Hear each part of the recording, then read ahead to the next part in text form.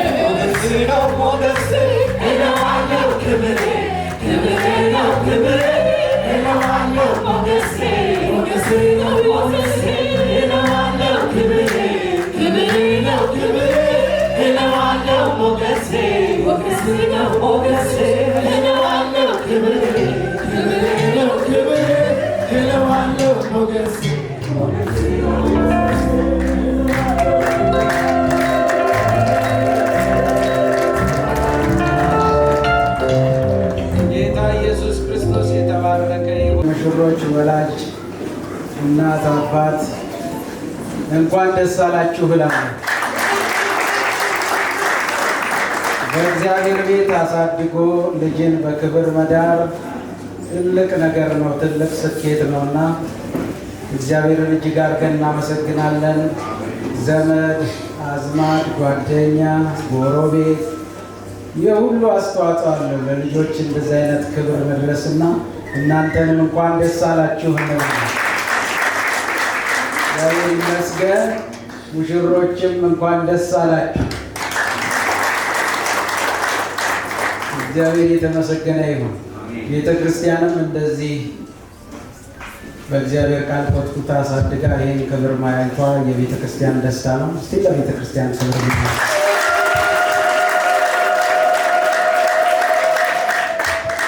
ኢየሱስ ይባረክ።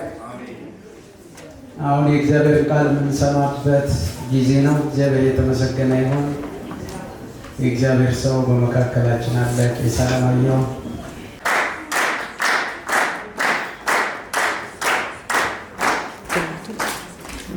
ጃዋን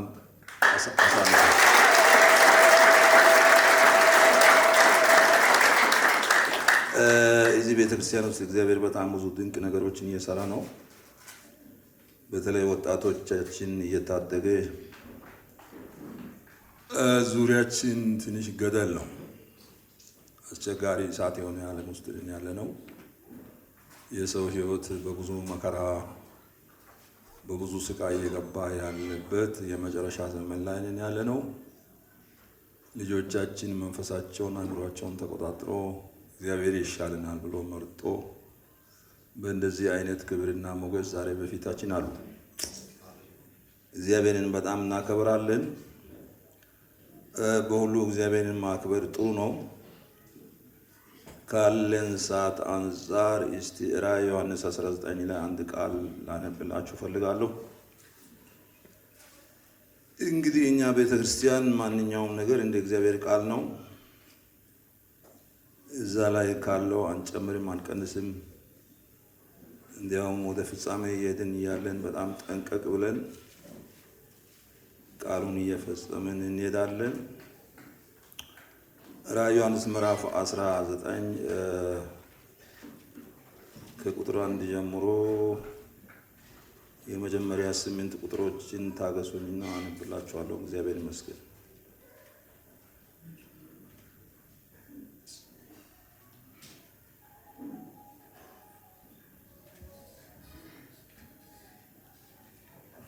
ከዚህ በኋላ በሰማይ ሃሌሉያ በዝሙቷ ምድርን ያጠፋችቱን ታላቅቱን ጋለሞታ ስለፈረደባት የባሪያዎቹንም ደም ከእጇ ስለተበቀለ ፍርዶቹ እውነተኛና ጽድቅ ናቸውና ማዳን፣ ክብር፣ ኃይልም የአምላካችን ነው ብሎ ሲናገር እንደ ብዙ ሕዝብ ታላቅ ድምፅ ያለ ድምፅን ሰማሁ። ደግሞም ሃሌሉያ አሉ። ጢሷ ለዘላለም እስከ ዘላለም ይወጣል።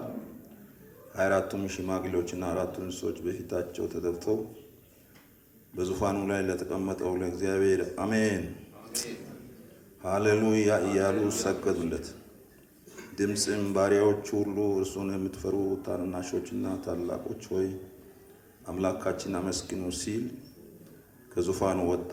እንደ ብዙ ሕዝብም ድምፅ፣ እንደ ብዙ ውሃዎችን ድምፅ፣ እንደ ብርቱ ነጎድጓድ ድምፅ ያለ ድምፅ ሰማሁ እንዲህ ሲል ሃሌሉያ ሁሉን የሚገዛ ጌታ አምላካችን ነግሷልና የበጉ ሰርግ ስለደረሰ ሚስቱም ራሷን ስላዘጋጀች ደስ ይበለን፣ ሐሴት እናድርግ፣ ክብርንም ለእርሱ እናቅርብ። ያጌጠና የተጣራ ቀጭን የተልባ እግር ልብስ እንድትጎናጸፍ ተሰጥቷታል። ቀጭኑ የተልባ እግር ልብስ የቅዱሳን ጽድቅ ስራ ነውና ይላል። እግዚአብሔር ይመስገን። የዚህን የመጽሐፍ ቅዱስ ክፍል አወቃቀር ስናይ ትንሽ ለየት ያሉ ነገሮች አሉ። የተጠቀሙባቸው ቃሎች የራሳቸው በመጽሐፍ ቅዱስ ላይ ሃሌሉያ የሚል ቃል አዲስ ኪዳን ላይ እዚች ቦታ ብቻ ነው ያለው። 4 ጊዜ እዚህ ተጽፏል። በብሉይ ኪዳን 24 ጊዜ በዳዊት መዝሙር ብቻ ነው ያለው፣ ሌላ ቦታ የለም። ሃሌሉያ ማለት እግዚአብሔር ሆይ አንተ ተመስገን ብሎ አንድ ሰውና አንድ እግዚአብሔር ፊት ለፊት የሚገናኙበት እግዚአብሔርን የሚያከብሩበት በጣም ላቅ ያለ የማመስገኛ ቃል ነው። እዚህ ጋር ሃሌሉያ ያሰኘው ነገር ምንድነው ስንል ከሌላው ሁኔታ ከሌላው ቦታ የተለየው ነገር ምንድነው ስንል ወደ ታች ወረድ ብሎ ቁጥር 7 ላይ በጉ ሰርግ ደረሰ ይላል። ሚስትም ራሷን ስላዘጋጀች ደስ ይበለን፣ ሐሴት እናድርግ፣ ክብርንም ለእርሱ እናቅርብ። ያጌጠና የተጣራ ቀጭን የተልባ እግር ልብስ እንድትጎናጸፍ ተሰጥቷታል። ቀጭኑ የተልባ እግር የቅዱሳን ጽድቅ ስራ ነው ይላል። ከፊታችን ባለው ዘመን አንድ የሚጠበቅ አስተዋይ የሆነ አእምሮ ያላቸው ሰዎች የሚጠብቁት፣ መላእክት የሚጠብቁት፣ በሰማይ በምድር ያለ ፍጥረት ሁሉ የሚጠብቁት አንድ አስገራሚ ምን ልበለው አስገራሚ ሰማይን ያስደመመ የነገሮች መደምደሚያ ፍጻሜ የሆነለት አንድ አስገራሚ ጊዜ አለ። ያም የበጉ ሰርግ ጉዳይ ነው። ያም የበጉ ሰርግ ጉዳይ ሙሽራው አለ፣ የሆነች ደግሞ የተዘጋጀች ዘመኗን እድሜዋን በዝግጅት የጨረሰች ወለም ዘለም ያላለች ቃላባይ ያልሆነች ለሙሽራው የገባችውን ቃል የጠበቀች አንድ ንጥት ያለች የተለየ መጎናጸፊያ እንደ እህት አስቴርና እንደ ወንድም ዮሐንስ በጣም ይቅርታ ትንሽ ነቅነቅ የላስት እንደው ማውራት ሊሞክር እስቲ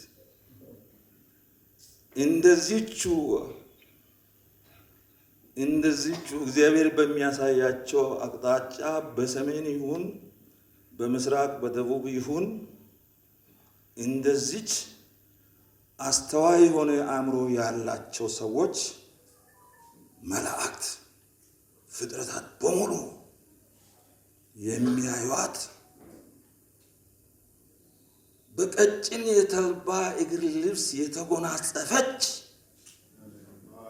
የተዘጋጀች ደስታ በደስታ የምታደርግ አንዲት ሙሽራ የምትታይበት ዘመን በፊታችን አለ። እስቲ ከዛ ደስታ ቆረስ አድርገን እግዚአብሔርን ሃሌሉያ በሉ። ተመስገን።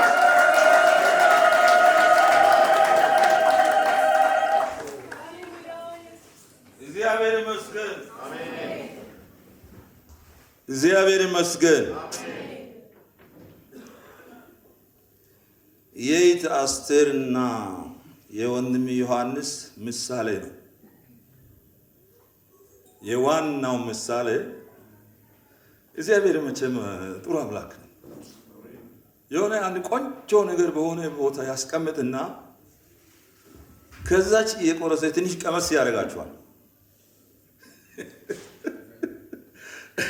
የእሽኮልን ወይን ትንሽ ቀመስ ትንሽ ሰዎች ወደ ግራ ወደ ቀኝ እንዳይሉ ደካሞች ስለሆኑ እንዳይጠፉና ያ ተስፋ እንዳይጓደልባቸው ዋናው የሆነ ጊዜ ይጠብቅለትና በሆነ ቦታ ያስቀምጥና ትንሽ ከዛች ቆረስ አድርጎ ቀመስ ያደርጋል። እቺ አሁን የወንድም ዮሐንስና የእህት አስቴር ቅምሻ ናት። እስቲ ያጨብጭቡለት። ተመስገን።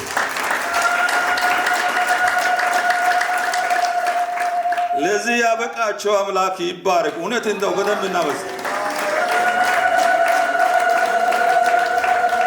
ግደልም ነው ሌሎችም ሰዎች ቢሆኑ እግዚአብሔር በፈጠራቸው አንደበት እስቲ ይሄን ቃል ጮክ ብላችሁ ሃሌሉያ እግዚአብሔር ይመስገን፣ እግዚአብሔር ይመስገን። ይሄ ምሳሌ ነው። ዋናው እየመጣ ነው። ወደ ግራ ወደ ቀኝ ማለት የለም። እንግዲህ በጣም ወሳኝ ጊዜ ነው። እግዚአብሔር ይመስገን። አንድ 3-4 ነገሮችን ጋብቻ የተመሰለባቸውን ትንሽ ዘርዘር አድርጌ ላቀርብላችሁ ፈልጋለሁ። እግዚአብሔር ይመስገን። ጋብቻ በቤተ ክርስቲያንና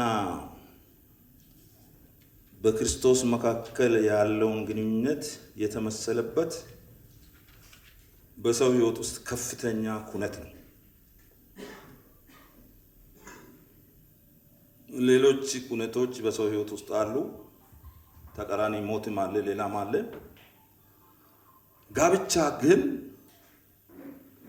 በቤተ ክርስቲያንና በክርስቶስ መካከል ባለው ግንኙነት የተመሰለ በሰው ሕይወት ውስጥ ከፍተኛ ኩነት ነው።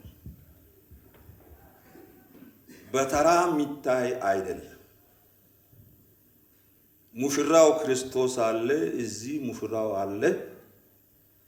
ሙሽራይቱ ቤተ ክርስቲያን አለች፣ እዚህ ሙሽሪት አለች። በዛ የተመሰለ እግዚአብሔር ለሰው ልጆች ያዘጋጀው ትልቅ በሰው ሕይወት ውስጥ ኩነት ነው። እግዚአብሔር ይመስገን። ይሄኛው ጋብቻ በስጋ የሚደረግ ጋብቻ ነው። እነዚህ ወጣቶች አሁን ይህን ከጨረሱ በኋላ በስጋ ይደሳሰታል። ወንድየውም ደስ ይለዋል፣ ሴቷም ደስ ይላታል፣ ይደሰታል። ሴትን ለወንድ ወንድን ለሴት አድርጎ የፈጠረ እግዚአብሔር ነው። በጣም ይደሰታሉ። በስጋ የሚደረግ ሆኖ ወደዛ የሚያድግ ወደ መንፈሳዊ ነገር የሚያድግ መጽሐፍ ቅዱስ በስጋ የተወለደ ስጋ ነው፣ ከመንፈስ የተወለደ መንፈስ ነው ይላል። ከስጋ የተወለደ ሰው ከመንፈስ መውለድ አለበት፣ እንደ እግዚአብሔር ቃል ማለት ነው። እንደ ዮሐንስ ወንጌል ምዕራፍ 3 ከስጋ የተወለደ ከመንፈስ መውለድ አለበት እንጂ ስጋ ሆኖ መቅረት የለበትም። ጋብቻ ስጋ ሆኖ መቅረት የለበትም። የሚያድግ ነው። ወደ ዋናው ጋብቻ እየተጓዝን ነው። በዛኛው አስመስለን እየተዘጋጀን የምንቀጥልበት ይሆናል። መጽሐፍ ቅዱስ ሲናገር አሁንም የዚህን የምድራዊ መልክ እንደለበስን የሰማያዊ መልክ እንለብሳለን ይላል ቆሮንቶስ ላይ።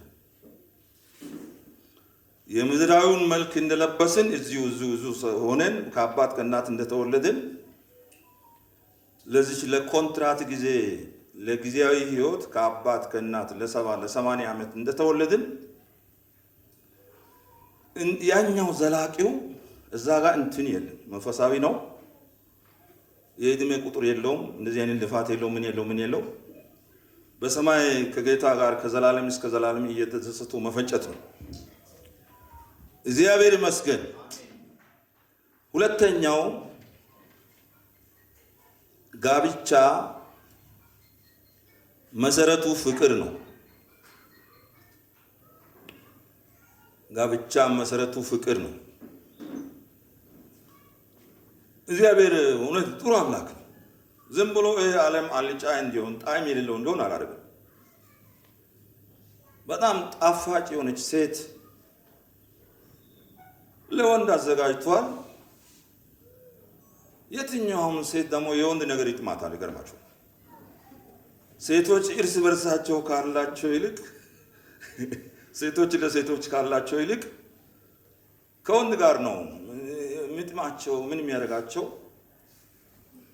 አሁን አንድ ቦታ 500 ሴት ብታስቀምጡ አጥራችሁ የሆነ አንድ ጊዜ አንድ ሀገር ሄጄ የሴቶች ገዳም የሚባል አይቼ ነበር። የሆነ ሐይቅ ላይ የሴቶች ገዳም አለ። ብዙ ሴቶች ሰብስበው እዛ አስቀምጧቸዋል።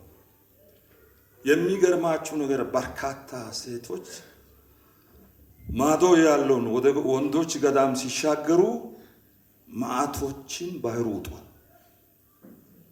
እግዚአብሔር እንደዛ አይደለም። አንድ ሴት ውድ ከናፈጣጠሯ መቼም ጡት ያለው ወንድ የለም አይደለም። ከኋላ በኩል ትንሽ በርከት ያለ ወንድ የለም።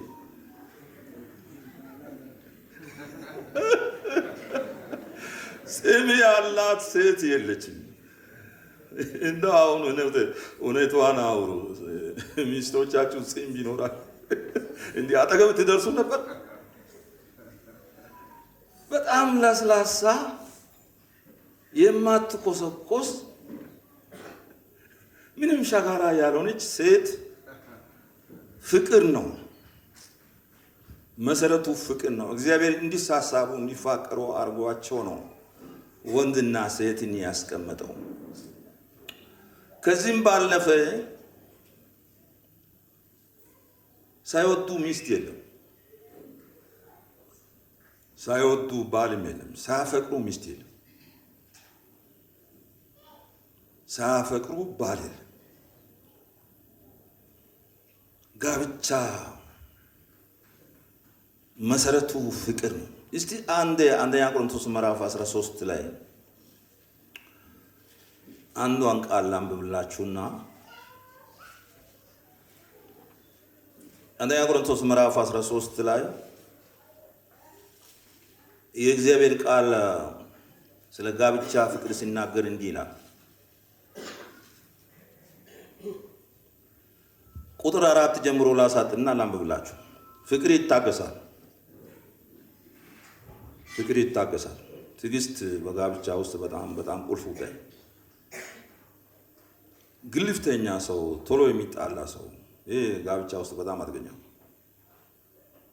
ፍቅር ካለ ትዕግስት አለ።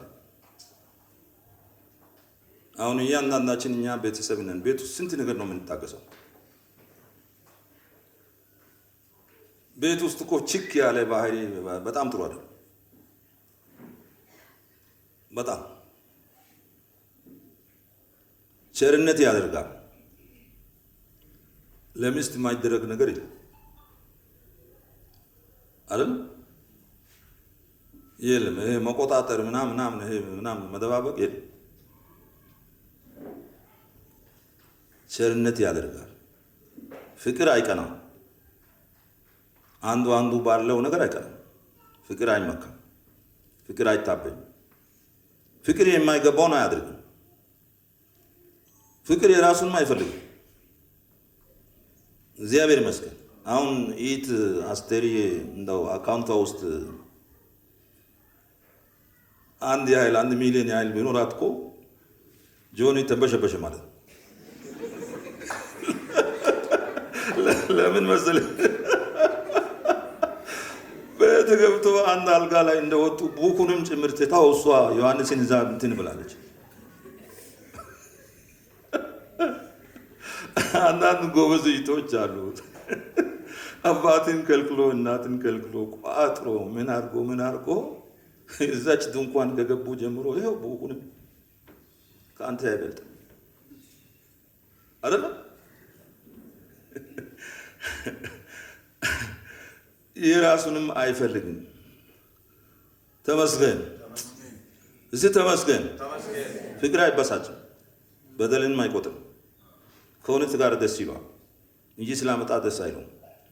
ሁሉን ይታገሳል፣ ሁሉን ያምናል፣ ሁሉን ተስፋ ያደርጋል፣ በሁሉ ይጸናል። እስቲ አንድ ስለ ፍቅር ተመስገን። እግዚአብሔር ይመስገን።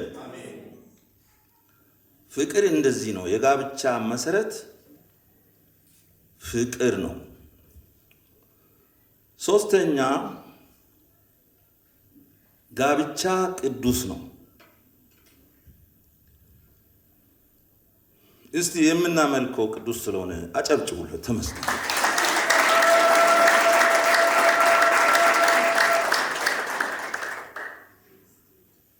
ቅድስና ተሸጋጋሪ የእግዚአብሔር አይነተኛ ባህሪ ነው።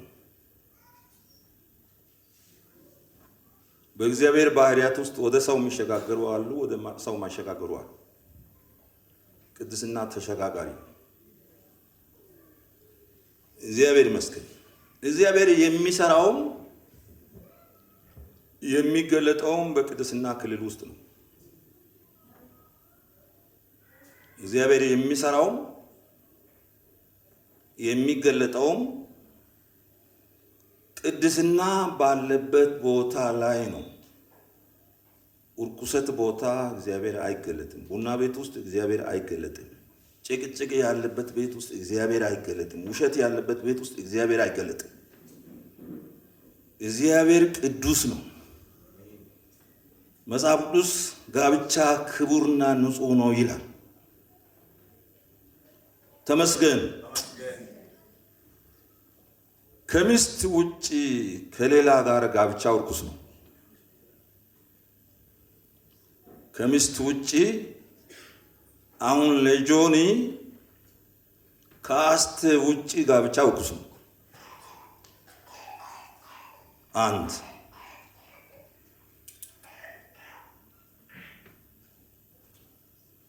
ሌሎች አይነት ጋብቻዎች ርኩሰቶች ናቸው። ሌሎች አይነት ጋብቻዎች ርኩሰቶች ናቸው።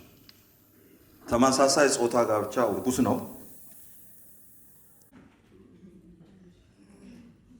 አይሰጥም። ሰጪዎቹ ዶነሮቹ ገይ ሜሬጅ ይፈርምልኝ ነው። ዝም ብሎ አይሰጥም። በእግዚአብሔር መታመንም መቀደስ ነው። የተመሳሳይ ጾታ ጋብቻ ርኩስ ነው። ጋብቻ ከሌሎች ፍጥረቶች ጋር ርኩስ ነው። ይቅርታ አሁንም ላስቸግራችሁ በኢየሱስ ነው ውስጥ በጌታ ኢየሱስ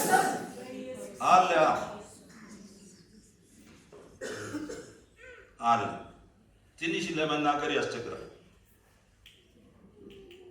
ከውሾችም ጋር አለ በኢየሱስ ነው። በሚነዳበት መኪና ጋቢና ውስጥ አንድን ውሻ አስቀምጦ አይ ላቭ ዩ ማለት በስ ድመት አቅፎ መተኛት እዚህ ያለ በኢየሱስ ነው። በጌታ በኢየሱስ ርኩስ ነው። ምድር በዚህ ረክሳለች። አንድ ቃል እንደው ይቅርታ ተቀረው ሰዓቱ አለቀ። እስቲ አንዴ ወደ ዘሌዋውያን ልውሰዳችሁና እግዚአብሔር ይመስገን ዘሌዋውያን ምዕራፍ እግዚአብሔር ይመስገን ምዕራፍ 18 ላይ ትንሽ ላሳያችሁ። መጽሐፍ ቅዱስ ያላችሁ ብትከፍቱ እንዴት ደስ ይላል። ምዕራፍ 18 የዘመድ ጋብቻ እርኩስ ነው። ይቅርታ እቺንም ጸጥ ብላችሁ እንድትሰሙ አይደለም። እስቲ አንተ ጮኩላችሁ በኢየሱስ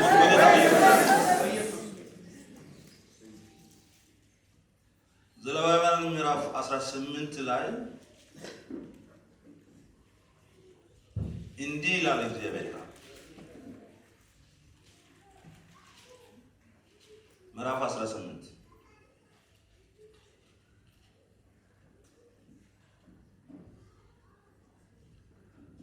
እግዚአብሔር ሙሴ እንዲህ ብሎ ተናገረው፣ ለእስራኤል ልጆች እንዲህ ብለህ ንገራቸው፣ እኔ እግዚአብሔር አምላካችሁ ነኝ። እንደተቀመጣችሁበት እንደ ግብፅ ምድር ስራ አትስሩ። እኔም ወደ እሷ እንደማገባችሁ እንደ ከናን ምድር ስራ አትስሩ። እንደ ከናናውያንም አትሆኑ፣ እንደ ግብፃውያንም አትሆኑ። አንድ የሆነ ኮማን ካራክተር አላቸው። ግብፅም ከናንም አንድ ያለባቸው ነገር አለ። ምንድናቸው እነሱ? እግዚአብሔርን የማያመልኩ ሰዎች ማለት ነው። እግዚአብሔርን በማያመልኩ ዓለም ላይ የሆነ የጋራ ነገር አለ። እነዚህ አሁን እኔ የዘረዘርኳቸው ነገሮች በሙሉ ሰዎች እንደኛ በእግዚአብሔር አምሳል የተፈጠሩ ሰዎች እንደ ኖርማል ነገር እንደ ጤናማ ነገር አድርጎ ያንን ነገር እየፈጸሙ ነው እየረከሱበት። እኔ እግዚአብሔር አምላካችሁ ነው። እንደዛ አይደለም። በስርዓታቸውም አትሄዱ፣ ፍርድን አድርጉ፣ በእርሷም ትሄዱ ዘንድ ስርዓትን ጠብቁ። እኔ እግዚአብሔር አምላካችሁ ነኝ። የሚሰራቸው ሰው በነርሱ በሕይወት ይኖራልና ስርዓትን ፍርድን ጠብቁ። እኔ እግዚአብሔር ነኝ። ቀስ ብዬ ማነው ቶሎ ብዬ እናገራችሁ። ከእናንተ ማንም ሰው ኀፍረ ሥጋውን ይገልጥ ዘንድ ወደ ዘመዱ ሁሉ አይቅረብ። እኔ እግዚአብሔር ነኝ። የዘመድ ጋብቻ እርኩስ ነው። ይቅርታ አሁንም ጮክ ብላችሁ በኢየሱስም በሉ በኢየሱስ። ግብፅም ከነዓንም በእነዚህ የሰከሩ እግዚአብሔር የጠላቸው ኖት ኦንሊ እግዚአብሔር የተቀመጡባት ምድር የተፋቻቸው የጠፉ ናቸው። እየጠፋ ባለው ዓለም ውስጥ ነን ያለ። ቶሎ ልበል። የአባትን ኀፍረ ሥጋ የእናትን ኀፍረ ሥጋ አትግለጥ። እናቴ ናት፣ ኀፍረ ሥጋዋን አትግለጥ። የአባትን ሚስት ኀፍረ ሥጋ አትግለጥ። የአባትን ኀፍረ ሥጋ አትግለጥ። የአባትን ልጅ ወይም የእናትን ልጅ በቤት ወይም በውጭ የተወለደችውን ብትሆን ኀፍረ ሥጋዋን አትግለጥ። የወንድም ልጅ ሴት ኀፍረ ሥጋዋን አትግለጥ። ወይም የሴት ልጅን ሴት ልጅ ኀፍረ ሥጋ አትግለጥ። ያንተ ኀፍረ ሥጋ ነውና ከአባት የተወለደችውን የአባትን ሚስት ልጅ ኀፍረ ሥጋዋን አትግለጥ። እህት ናት፣ ኀፍረ ሥጋዋን አትግለጥ። የአባትን እህት ኀፍረ ሥጋ አትግለጥ። የአባት ዘመድ ናት። የእናትን እህት ኀፍረ ሥጋ አትግለጥ። የእናት ዘመድ ነው፣ ናት ነው። የአባትን ወንድም ኀፍረ ሥጋ አትግለጥ። ወደ ሚስቱም አትቅረብ። የአጎት ሚስት ናት። የምራትን ኀፍረ ሥጋ አትግለጥ። የልጅ ሚስት ናት፣ ኀፍረ ሥጋውን አትግለጥ። የወንድምህን ሚስት ኀፍረ ሥጋ አትግለጥ። የወንድምህን ኀፍረ ሥጋ ነው። የሴትና የሴት ልጅዋን ኀፍረ ሥጋ አትግለጥ።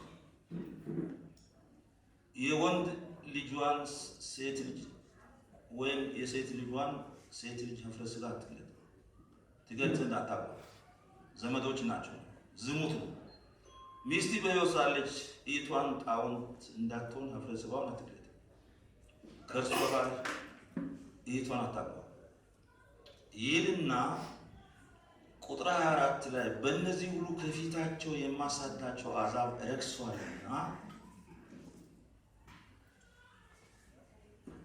በእነዚህ ሁሉ እነዚህ አሕዛብ ረክሷልና በእነዚህ ነገሮች ሁሉ አትርከሱ። ምድሪቱም ረክሳለች፣ ስለዚህ ኃጢአቷን በእርሷ ላይ መልሳል።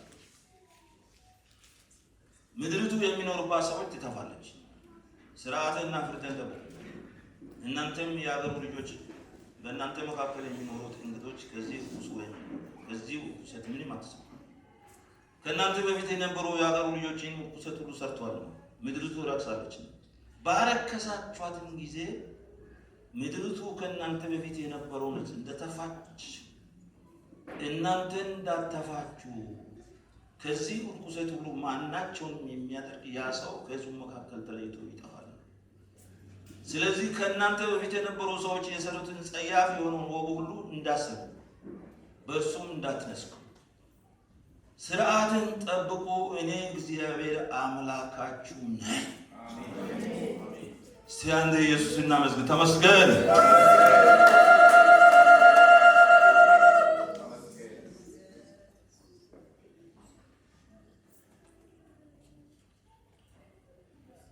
እስቲ እግዚአብሔር በሕይወታችን ይስራ የምትሉ ስንቶች ናቸው? እውነት ይህን የምትመኝ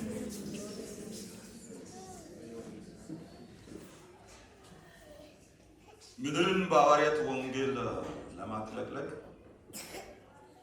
ቅድስና ወሳኝ ነው። እግዚአብሔር የረከሰውን ዓለም አምጥቶ ወደ ርኩስ ነገር አይጨምርም። እግዚአብሔር የረከሰውን አምጥቶ ወደ ቅዱስ ጨምሮ ቅዱስ ያደርገዋል። እሱ የእግዚአብሔር ዓላማ ነው። በእነዚህ ነገሮች ምድር ረክሳለች፣ ተሞልታለች።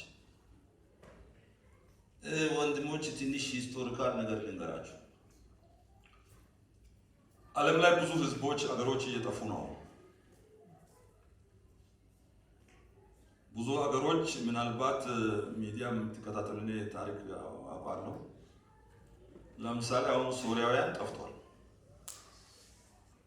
ኢራቃውያን ጠፍቷል፣ ኢራናውያን እየጠፉ ነው፣ ሊቢያውያን እየጠፉ ነው፣ የመኖች እየጠፉ ነው፣ ሱዳን እየጠፋ ነው፣ ራሽያ እየጠፋ ነው፣ ዩክሬን እየጠፋ ነው፣ እስራኤል እየጠፋ ነው፣ ጋዛ እየጠፋ ነው፣ ሶማሊያ ጠፍቷል።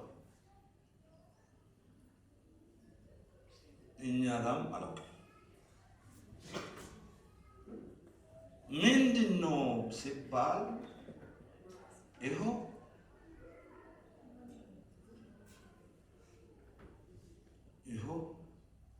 እስቲ ሁለት እጃችሁ ወደ ሰማይ አንሱ።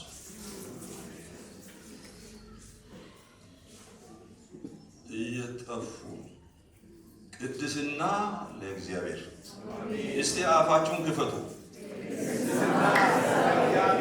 ሃሌሉያ! ወጣቶች ቅድስና ለእግዚአብሔር። እናቶች፣ አባቶች፣ ትዳር ያላችሁ ትዳር የሌላችሁም ራሳችሁን ገዝታችሁ መንግስተ ሰማይ ትገባላችሁ። አይዟችሁ። ትዳር መንግስተ ሰማይ ለመግባት ቅድመ ሁኔታ አለ። ሐዋርያቶች እኮ ትዳር የላቸው። ምን ችግር አለ? ከሆነ ጥሩ ነው። ምን መጥፎ ትታማ ነው አይደለም እኮ እንደዛ አለ። እኔ መጽሐፍ ቅዱስ ላይ አላየሁ። ኢየሱስ ይመስገን። ቅዱስ ጋብቻ ክቡር ነው። እስቲ አሜን። አሁን ከጠዋት ጀምሮ እነ ወንድም ጌቱ እነ ቢሾፕ ኩማሳ እናንተ ወላጅ ምን በእነዚህ ወጣቶች ዙሪያ ተሰልፋችሁ ለመስላችሁ ጋብቻ ክቡር ነው። መናፈሻም ምንም ሰው ሁሉ ስራ ፈቶ ሙሉ ቀን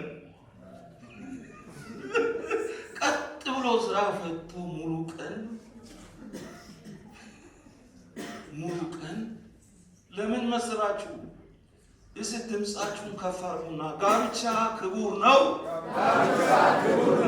ሃሌሉያ! ክቡር ስለሆነ ነው በቤተ ክርስቲያን በከፍታ ቃል ኪዳን የምንሰጠው። በመንግስት በታዋቂ ተቋም ጋብቻ የሚሰጠው ክቡር ስለሆነ በየራስ በየጥሻ በመሰለው መንገድ የምንፈጽመው ነገር አይደለም። ጋብቻ ክቡር ነው። እስቲ ተመስገን ተመስገን። እግዚአብሔር እናመሰግናለን። ጌታ ኢየሱስ ይባረክ። አራተኛውን ካልኩ በኋላ አምስተኛው ጋብቻ ዘር የሚገኝበት ተቋም ነው። መቼም ካልተወለደ ልጅ የለም አይደል? በምን ይሳብ? ልጅ ለመውለድ አንደኛ ሚስት ማግባት ያስፈልጋል። እሺ ምን ነው ዝም አላችሁ? ሚስት ማግባት ብቻ አይደለም፣ ማርገዝ ከባድ ነው። መውለድ ከባድ ነው። ሽንት ጨርቅ ጋር መጨመላለቅ ከባድ ነው። ጡት ማጥባት ከባድ ነው። 9 ወር የሆነ ኪሎ ልጅ መያዝ ከባድ ነው። አሁን በዚህ በዘመኑ ዓለም ላይ ሰዎች ማጥባትም አይፈልጉ፣ ማርገዝም አይፈልጉ፣ ማማጥም አይፈልጉ፣ ማሳደግም አይፈልጉ። ዝም ብሎ ህይወታቸውን ተቃት የሆነ በጣም ልቅ የሆነ ትውልድ መጥቷል። ያለ ጋብቻ ዘር የለም። እስቲ ዘር የሰጠን አምላክ እስቲ ተመስገን በሏ። ጋብቻ ዘር የሚገኝበት ብቸኛ ተቋም ነው። ጸረ ጋብቻ አቋም ያላቸው የዓለም ክፍሎች ጠፍቷል ይባላል። ለምሳሌ ምዕራቡ ዓለም ሰዎች ጋብቻ ስለማይፈልጉ የለም ዘር የለም። እንግሊዝን የሌላ ሀገር ሰዎች ሊወርሱ ነው ይባላል። ለምን? እነሱ የሉማ። እንግሊዛውያን አይወልዱም፣ አያገቡም፣ አይፈልጉም። አሁን እንዳው ስናየው ፈረንጅ በጣም መልኩ ያምራል። እውነት መልኩ ሰውነቱ በሙሉ መሬት ጋር ይመስላል። ይገርማችኋል። እውነት መልኩ ያምራል። ግን አንድ ቴፒ የሚባል ሀገር ሄጄ 2 ሽማግሌ ፈረንጆች አንድ ክፍል ውስጥ ይኖራሉ። እኛ ስልጠና እየሰጠን ማለት ነው። ምንድን ናቸው እነዚህ ብዬ ሲጠይቃቸው ባልና ሚስት ናቸው፣ ገዎች ናቸው አሉ። ይገርማቸዋል። ኢትዮጵያ እነ ቦረና እነ ምናምን በሙሉ እንደዚህ አይነት ነገር ፈረንጆች ድርጊት እየፈጸሙ ዛ ናቸው። መልኩ ስላማረ ሰሞኑን እዚህ እናንተ ጋር ወንድም አቤልን አግኝቼው አቤል ሶስና ማለት አግኝቼው ነበር። ለምንድን ነው አንተ ወደዚህ የምትመጣው? እዛ አሜሪካ ትኖር ማለት ከሰላማዊ እኔ እኮ አሜሪካ አልኖርም ማለት በጣም ብዙ ጊዜ ተመላልሻለሁ። አሜሪካን ሀገር ያለ ሁሉ በክኒን ነው እንቅልፍ የሚተኛው። እንቅልፍ ለምን? የሚያስቡት የሚሰሩት ኃጢአቱ እንቅልፍ ያሰጣቸው። የጠፋ ደምቆ ነው እዛ ምን ያነገን ያ እስቲ እግዚአብሔር ይመስገን። አንድ ቃል ታገሱልኝ። ጋብቻ በተነሳ ቁጥር እዚህ ቸርች የሚነበብ አንድ ጥቅስ ሚልክያስ ምዕራፍ 2 ነው። ሚልክያስ ምዕራፍ 2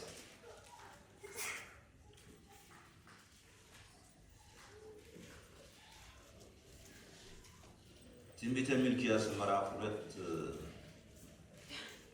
ከቁጥር 11 ጀምሮ ቶሎ ብዬና እግዚአብሔር ይመስገን። እግዚአብሔር የወደደው መቅደስ ይሁዳ አርክሷልና የእንግዳውንም አምላክ ልጅ ሚስት አድርጎ አግብቷልና ይሁዳ አጣሏል። በእስራኤልና በኢየሩሳሌም ውስጥ ተሰጥቷል። ይህን የሚያደርግ ሰው እግዚአብሔር የሚጠራውንና የሚመልሰውን ለሠራዊት ጌታ ለእግዚአብሔር ቁርባን የሚያቀርበውን ከያዕቆብ ድንኳን ያጠፋል። ይህም ደግሞ ያደርጋል። እግዚአብሔር ቁርባኑን ዳግመኛ እንዳይመለከት ከእጃችሁ በደስታ እንዳይቀበለው መሠዊያውን በእንባና በልቅሶ በሐዘን ትከድናላችሁ። እዚህ ቤት ውስጥ እንትንም አይነት ግፍ አይነት አንተ ተመስገን። ግፍ አይደል? ፍቅር ባለበት የጎመን ወጥ ይጣፍጣል አይደል? አሁን የገንዘብ ብዛት አይደለም፣ ፍቅር ግፍ አይደል? በደል አይደል? ትንሽ የትውልድ ብዙ ደካማ ነው። እኛ ሀገር ሰዎች ሲናገሩ የሴትን ባይላል በደንብ ስሙ። ዘመናዊ ሰዎች ለመሰላችሁ እናንተ የላችሁ አገር ቤት አባቶች ያሏቸው ይላችሁ ሴት ልጅ ካዘነች መጥፎ ነው ይባላል። ጆኒ በጣም መጥፎ ነው። ጎበዝ ሰዎች በጣም ጎበዝ። እኔ ወደ ደቡብ ነው የተወለድኩት። እዛ አካባቢ በቅሎ ካለ አንድ በቅሎ ቤት ካለች ጎበዝ ትክክለኛ አእምሮ ያላቸው ሰዎች ሴቷን ነው በቅሎ ላይ የሚያስቀምጡ።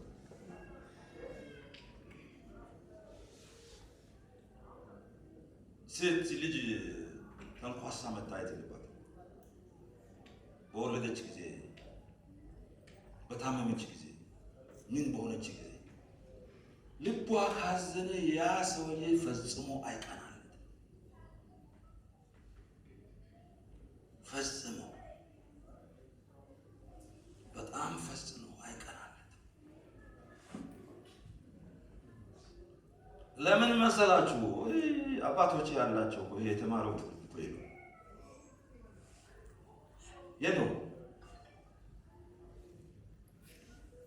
የለው እግዚአብሔር ይመስገን።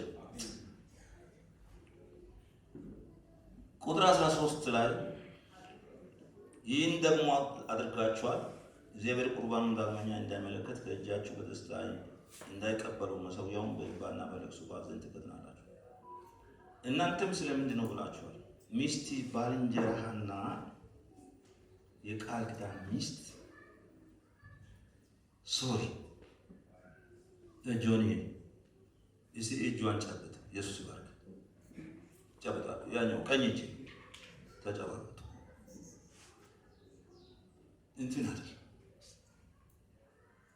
እቺ በዚህ ብቻ መሠዊያ ብቻ አይደል፣ ወይም ዛሬ በአንድ ቀን እጇን ይዞ መዋል ብቻ አይደል። አንድ ጊዜ አንድ ከውጭ ሀገር የመጣ በጣም ጨዋ አስተማሪ እንዲህ አሉ። እሳቸው አገልጋይ ናቸው። ብዙም ጊዜ እየወጣው ይሄዳሉ። ቤተሰብን ለመጠየቅ ለመጎብኘት፣ አብሮ ጊዜ ለማሳለፍ ጊዜ አጥተዋል። በኋላ ሄድኩና ብዙ ረጅም ጊዜ እንደዚህ ከሆንኩ በኋላ አንድ ቀን ወደ ቤት ዞር ብዬ ባለቤትን እኔ ምን አይነት ባል ነኝ? ለመሆኑ አንቺ እንዴት ነሽ? እንዳው ሰላም ነሽ ወይ ከኔ ጋር ብዬ ጠየቅኳታል።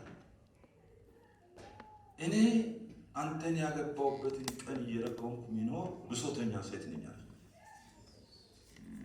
ይገርማችሁ፣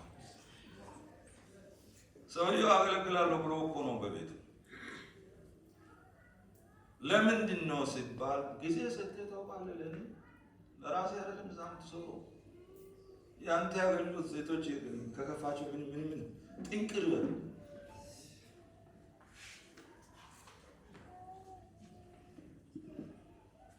እግዚአብሔር ይመስገን። ከዛ በጣም በእግዚአብሔር ፊት ንስሐ ገባሁ። ልጆችንም ሰበሰብኩና በእርግጥ በእኛ ሀገር እንደዛ መሆኑን ያስቸግራል። መኪና ይነዳለሁ አለ። መኪና ሲነዳ በዚህ በቀኝ እጅ መሪ እንዲይዤ ማለት በየትኛው እጅ ነው ማለት እንችላል? በግራ እጅ መሪ ይዤ በቀኝ እጅ ከእሷ ጋር ተጨባብጠን ነው የምንሄደው። ባለቤታቸውን አምጥቶ እዚህ በእኛ ፊት አስመስክሯል። በጣም የተባረኩ የ70 ዓመት ሰው ናቸው። በትዳር ከ50 ዓመት በላይ ቆዩ ናቸው። በጣም እስቲ መለስ እንበል። አንዳንድ መጽሐፍ ቅዱስ ምን ይላል መሰላችሁ? እግዚአብሔር ቤትን ካልሰራ እግዚአብሔር ቤታችን እንዴት ነው መቼ ነው የሚሰራው ስንል እግዚአብሔር ቤታችንን የሚሰራው የሚፈልገውን ነገር ካገኘ ነው። አለዚያ ከንቱ ልፋት ኢየሱስ ይመስገን። እስቲ ባልንጀርነት ይጠበቃ። እሺ በሉ ተመስገን። ባልንጀራን እንደራስ ውደድ የሚለው ላይ ባልንጀራ ማን ነው የሚልም አንድ ጊዜ እንነጋገር ነበር። እዛ ጋር መጽሐፉ የሚለው የማርቆስ 29 የሚለው ባልንጀራ እንደራስ ብሎ የሚለው ባልንጀራ ሚስት ነች፣ ባልሽ ነው። ከዛ ቀጥሎ ነው እንደራስ ውደድ። ድሮ አንድ ሰውዬ የምናውቀው ነበርና ግብዣ ሄዶ ምግብ ሲበላ ባለቤቱ አጠገቡ ከሌለች ሶፍት ይቀርብ የለም በድግስ ግብዣ ቦታ ላይ እዛች ሶፍት ላይ ከጥብሷም ከአርስቷም ከምኗም ሰብስቦ ቤት ይዞ ነው። ለምን እኔ ቀመስኩትን ቅመሽ ያላንቺ እኮ አይዋጥልኝ።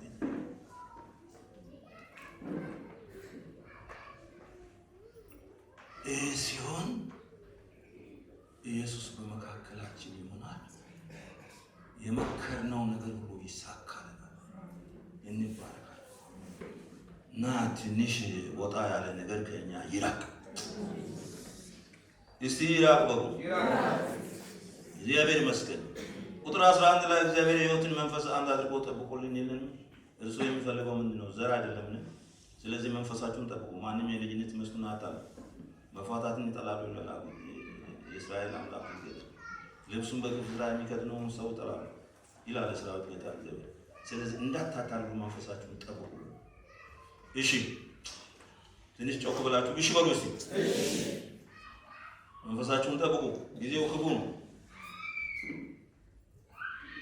በተለይ ትዳር ፈተና ነው፣ ከባድ ፈተና ነው። የመጨረሻዋ ነጥብ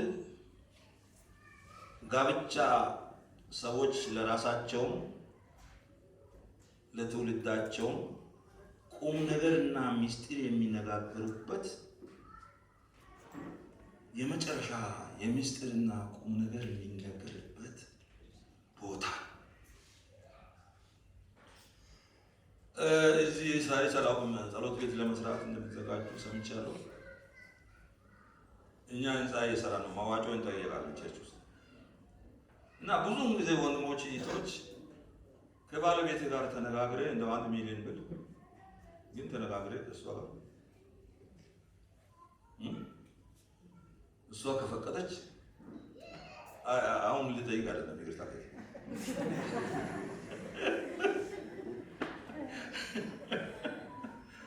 በጣም ጠቃሚ የሆኑ ምክሮችን የሚመካከሩ ይሄ ምክር ከሌላ ወገን ጋር አይደለም፣ ከሚስት ጋር አይደል? ቁም አሁን አንተ ከሻው ጋር ስትመስል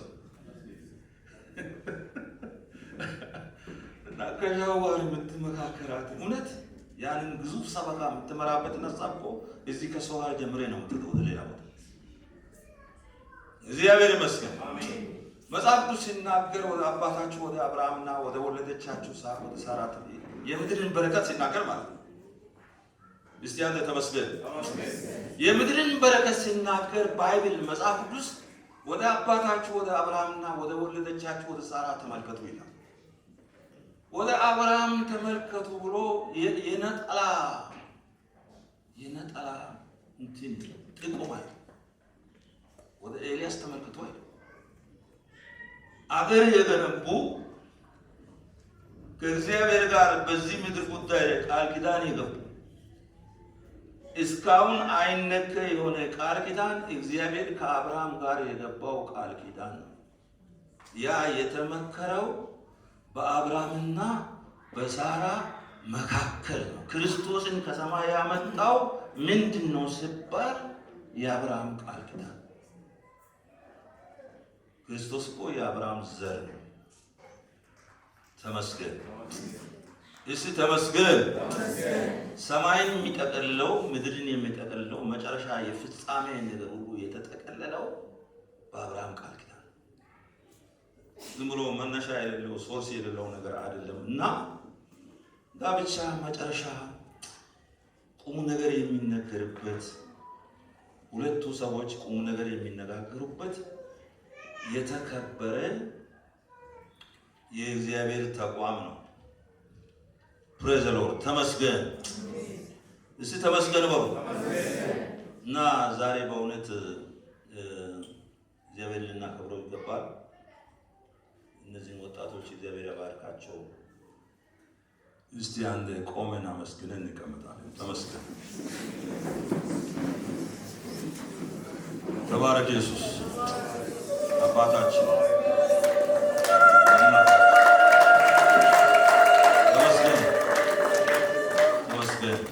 ተመስገን። አረፍ በሉ። አሁን የቃል ኪዳን ጊዜ ይሆናል። ቄስ ጌቱ